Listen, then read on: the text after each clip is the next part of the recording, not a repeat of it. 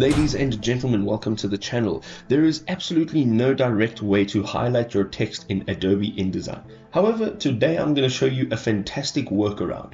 It's quick, it's easy, so without further ado, let's climb straight in.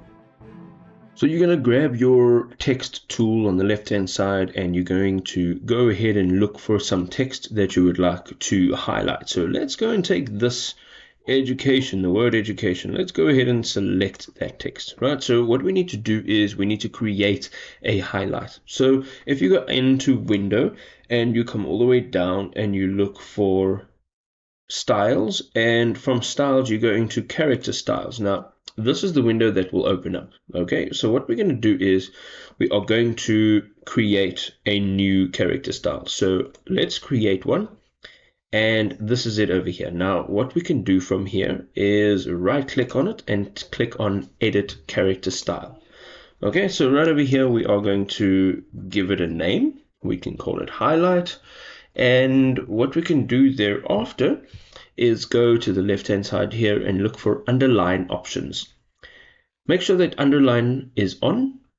And here you can change the weight. Okay, so let's give it some weight. And let's just say OK for now. Now let's unhighlight this, and the reason we're doing this is so that we can see what our highlight or our underline is going to look like, and it is going to make it in this section because we've selected it and we've put the character style on here. Okay, so let's just go back in there and again to underline options, and here we can just use these arrows to make this a little bit bigger.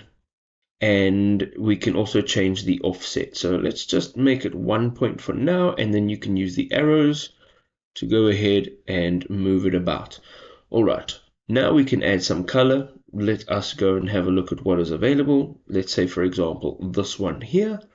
And then, of course, you can change the tint, but essentially that is what it's going to look like.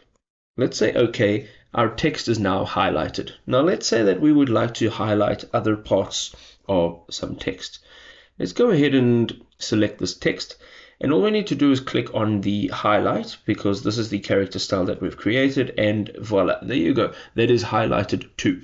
Another thing to note is that this is not just a random square or a color over your words. When you erase your text, it actually works exactly the same, and if you had to add in other text over there, it would actually also keep the highlights.